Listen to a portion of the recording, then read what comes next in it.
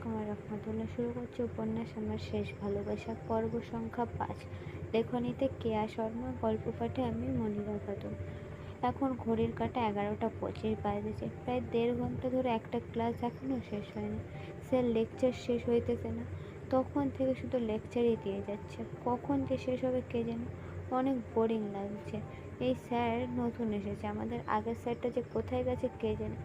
উনি খুব ভালো পড়াতেন, ওনার পড়ানোর ধরনটা অনেক ভালো ছিল বলেই আমি ভার্সিটিতে আসতাম। এবং এই নতুন স্যারটা শুধু লেকচার আর ভাষণ ছাড়া মনে হয় কিছুই বোঝে না। ধুর, কখন যে শেষ হবে বুঝতে পারছি না। তখন পাশে থেকে সাথী আমার চিমটি কাটতেছে, আর তখন থেকে আমি কী যে বলতেছি বুঝতে পারছি না। এত রাগ উঠছে না, মনে হচ্ছে এক ঘুষি দিই। এবার সাদি আমার একদম কাছে এসে আমার কানটা ধরে বলতেছে, এই শালি, শুনতে পাস না তুই? কখন থেকে তোকে ডাকতেছি, চিমটি কাটতেছি, বুঝতে পারিস না তুই? আমার এবার খুব জোরে রাগ উঠলো। তাও রাগটা থামিয়ে ওর বললাম, হারামি সম্বন্ধের চেংড়ি, বল শালি কী বলছিস? শুনতেছি আমি।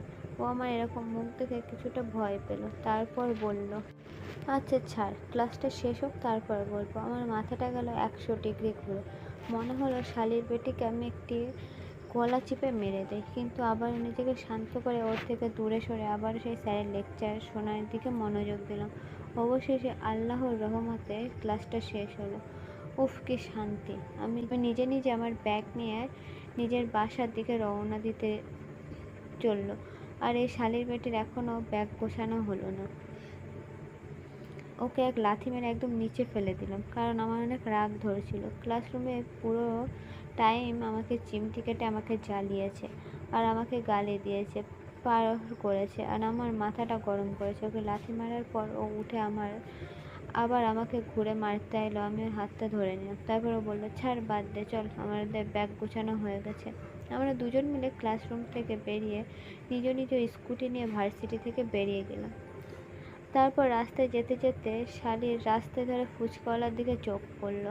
ওর বাস এত ফুচকার লোভী, ফুচকা দেখে ওর হয়ে গেল। না খেয়ে তো অন্য কোথাও যাবে না। বাস সোজা ওখানটায় গিয়ে স্কুটিটাকে দাঁড় করালো, আর আমাকে হাতের ইশারায় করে ডাকলো। কি আর করা যাবে, অবশ্য ফুচকা আমারও পছন্দের, কিন্তু আমি বেশি খাই না। এইবার তো ডাকছে, যেতেই হবে।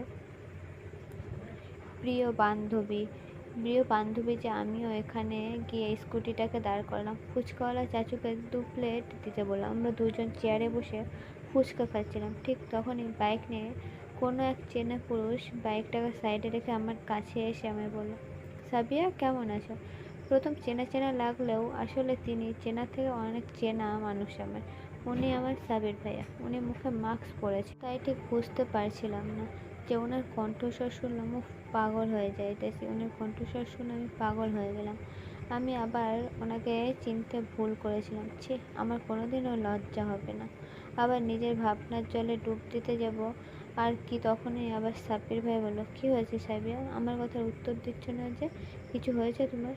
ঠিক তখনই আমার শ্রবণ ভেঙে গেল। আমি বললাম, না না, আমি একদম ঠিক আছি, আলহামদুলিল্লাহ। এই তো ভার্সিটি থেকে এলাম। আমার বান্ধবী বললো যে ফুচকা খাবে, তাই আর কি, ওকে এখানে নিয়ে এলাম। সেরকম কিছু না, আমি ঠিক আছি। আপনি কেমন আছেন? সাবির ভাইয়া বললেন, আলহামদুলিল্লাহ, আমিও ভালোই আছি। তারপর বাসায় কখন যাওয়া হবে? আমি বললাম, এই তো একটু পর বেরোবো। সাবির ভাইয়া বললেন, বেশিক্ষণ বাইরে থেকো না, জলদি বাসায় চলে যাবে, বুঝেছ? আমি বললাম, হ্যাঁ হ্যাঁ, চলে যাব। ঠিক তখনই সাবির ভাইয়ের এক বন্ধু এসে ওনাকে বললো, কিরে বন্ধু, ভাবি নাকি? ভাবির সাথে দেখা করতে আসছো? আসসালামু আলাইকুম ভাবি। আমি তো কথা শুনে অবাক হয়ে গেলাম, আর আমার বান্ধবী হাঁ করে বসে রইল, আর আমার চিমটি কাটতে আমরা শুরু করলো। আমি কি বলবো সেটা খুঁজে পাচ্তেছি না। তারপর সাবির ভাইয়া বলল, ওনার বন্ধুকে এক থাপ্পড় দিয়ে বললেন যে, শালা, এখান থেকে উল্টো পাল্টা কথা বলবি না, যা এখান থেকে। উনি যেতে যেতে আমি ওনার সালামের উত্তর দিলাম, ওয়ালাইকুম আসসালাম ভাইয়া। সাবির ভাইয়া তখন আমার দিকে তাকালেন। ভাই রে ভাই, হাসিও পাচ্ছে আবার ভয়ও লাগছে। কী যে করি। তড়িঘড়ি করে ফুচকাওয়ালা চাচুকে আমার আর আমার বান্ধবীর টাকাটা পেমেন্ট করে আমরা বান্ধবীকে নিয়ে সাবির ভাইয়ের কাছ থেকে বিদায় নিয়ে আমি আমার স্কুটিটাকে চালু করে বাসার দিকে রওনা দিতে যাব। ঠিক তখনই সাবির ভাইয়া বলে উঠলো, সাবিয়া, কিছু মনে করো না, হ্যাঁ? ওটা আমার একটা ফাজিল বন্ধু, না জেনে শুনে বলে ফেলেছে। ওই কথাটা কিছু মনে করো না, হ্যাঁ? আমি ওর খবর নিচ্ছি, দাঁড়াও। বেশ, ঠিক আছে, বাসায় যাও, অনেক দেরি হলো। আমি ওনার কথা মতো মাথাটা এদিক ওদিক নেড়ে সহমত জানিয়ে আর ওনার কাছ থেকে বিদায় নিয়ে আমি আর আমার বান্ধবী আমাদের স্কুটি নিয়ে নিজেদের বাসার দিকে রওনা দিলাম। আর সত্যিই বেলাটা কিন্তু অনেক হলো। সাদিয়া তখন বলে উঠল, বেবি, তোকে ওই ছেলেটা ভাবি কইছে আর তোর সাবির ভাই ওরে থাপ্পড় মেরে যেতে বলছে।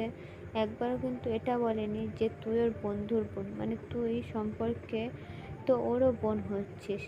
কই, ওই কথা তো বললো না। আমার মনেও তখন সন্দেহ পাকাতে শুরু করলো।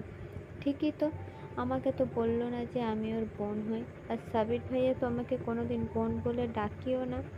তাহলে কি সাবির ভাইও আমাকে, আরে কী সব ভাবছি আমি। যাই হোক, আমি আমার বান্ধবকে এ ব্যাপারে কিছুই বললাম না, শুধু হ্যাঁ না মাথা নাড়ালাম আর ওকে বিদায় জানালাম। তারপর আমি আমার বাসায় চলে আসলাম। এসে ভাই আমার ডাকলেন, বললেন, বোনু, হাত মুখ ধুয়ে জামাটা চেঞ্জ করে খাবার দাবার খেয়ে একটু রেস্ট নে, বিকেলে আমরা সবাই একটু বাইরে যাব। ভাইয়ার কথায় হ্যাঁ সূচক মাথা নাড়িয়ে আমি আমার রুমে গিয়ে আমার ব্যাগটা রেখে দিয়ে ওয়াশরুমে গিয়ে ফ্রেশ হয়ে খানিকক্ষণ একটু বসলাম চেয়ারে। তারপরে ওই কিছুক্ষণ আগের ঘটনা ভাবতে শুরু করলাম। ভাবতে ভাবতে আমার ভাবনার জলে ডুবে গেলাম। ঠিক তখনই ভাইয়ের রুমের সামনে এসে দরজা ধাক্কাতে শুরু করলেন আর বললেন, বনু, তুই ফ্রেশ হয়েছিস? খেতে চল। চল, খেতে যাবি, চল। আমি দরজাটা খুলে নিজের ফোনটাকে হাতে নিয়ে ভাইয়ের সাথে যাওয়া শুরু করলাম। গিয়ে ডাইনিং টেবিলে বসে আম্মু খাবার নিয়ে এলো আর ভাইয়াও আমার সাথে বসলো খেতে। আসলে আজকে এতটাই বেলা হয়ে গিয়েছে যে বাসার সবার খাওয়া দাওয়া কমপ্লিট, শুধু আমার আর ভাইয়ার বাকি ছিল। ভাইয়ার মনে হয় এই অফিস থেকে ফিরলেন, তাই হয়তো মেজাজটা একটু চটে আছে। যাই হোক, আমি সেরকম কিছু কথা বলিনি, চুপচাপ খেতে শুরু করলাম। হঠাৎই ভাইয়ার ফোনে কল ঢুকলো। উনি রিসিভ করলেন আর বললেন, হ্যাঁ, ও বাসায় চলে এসেছে আর এই তো আমার সাথে বসে খাচ্ছে। কেন, কিছু হয়েছে? ওপাশে কলে কে আছে সেটা তো আমি জানতে পারলাম না। ভাইয়া শুধু ঠিক আছে বলে কলটা রেখে দিল আর আমাকে বলে, বনু, খাওয়া দাওয়া শেষ করে নিজের রুমে গিয়ে ফোন না ঘেঁটে চুপচাপ ঘুমিয়ে পড়বি। আমি যেন না দেখি যে তুই ফোন ঘাঁটছিস। তাছাড়া ফোনটা আমায় দে, আমি রাখি এখন। আমি একটা কথার উত্তর দিতে পারলাম না। ভাইয়ের উপর চুপচাপ আমার ফোনটা ওনাকে দিয়ে দিলাম। ভাই আমার ফোনটা নিলেন। ঠিক তখনই আমার ফোনের রিংটোন বেজে উঠল। ভাইয়া কলটাকে রিসিভ করলেন আর বললেন, সাবি এখন ঘুমিয়ে পড়েছে, ঘুম থেকে উঠবে, তারপর ওকে আমি ফোনটা দেব। এখন ওর ফোনটা আমার কাছে আছে, তোমরা সাথেও পরে কথা বলবে, আল্লাহ হাফেজ। এই বলে কলটা কেটে দিলেন ভাইয়া। আমি চুপচাপ দেখে গেলাম। ভাইয়া বলছেন, তোর বান্ধবী সাদিয়া কল দিয়েছে। আমি ওরে বললাম যে তুই ওর সাথে পরে কথা বলবি, যা, তোর ফোনটা এখন আমার কাছে থাকবে। ঠিক বিকেল 5:35 সেই সময়ে তোকে আমি তোর ফোনটা দিয়ে দেবো। যা, এখন গিয়ে ঘুমা, বিকেলে রেডি থাকিস। আগে বলে দিচ্ছি, আমি আর বলবো না যে আমার মুখটা না দেখে হাত মুখ ধুয়ে ঘুমে গিয়ে। ফোন এখন আমার কাছে থাকবে গোটা দুপুর। যা, চলে যা এবার, যা। আমি ভাইয়ের কথায় হ্যাঁ সূচক মাথা নাড়িয়ে সিঁড়ি দিয়ে নিজের রুমের দিকে চলে গেলাম। গিয়ে বসে পড়লাম পালঙ্কের উপর আর ভাবতে শুরু করলাম যে তখন সাবির ভাইয়ার বন্ধুটা কি বলে গেল আর এখন ভাইয়া এমন করছে, আমার ফোনটা নিয়ে নিল, বলছে সেই বিকেলে দেবে। আর এই শালির বেটি কী জন্য ফোন করেছিল কে জানে। তারপর আবার বিকেলে রেডি হয়ে ওদের সাথে যেতে হবে। ধুর, ভালো লাগে না, কী যে করি।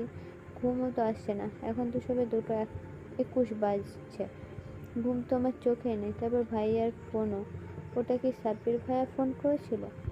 তাছাড়া আর কি হবে, উনিই তো আমাকে বললেন যে ঠিক মতো বাসায় পৌঁছবে আর জলদি যাবে। আর ফোনের ওই পাশের লোকটাও তো ওই কথাটাই বলল যে আমি ঠিক মতো বাসায় পৌঁছেছে কিনা।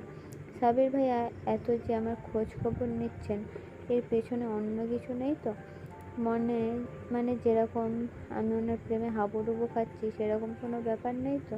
ধুর ছাই, কিছু বুঝতে পারছি না, মাথা কাজ করছে না আমার। ঠিক সেই সময় ভাইয়া দরজার সামনে এসে আমায় ধমক দিলেন, বনু, ঘুমেছিস নাকি ঘুমাসনি?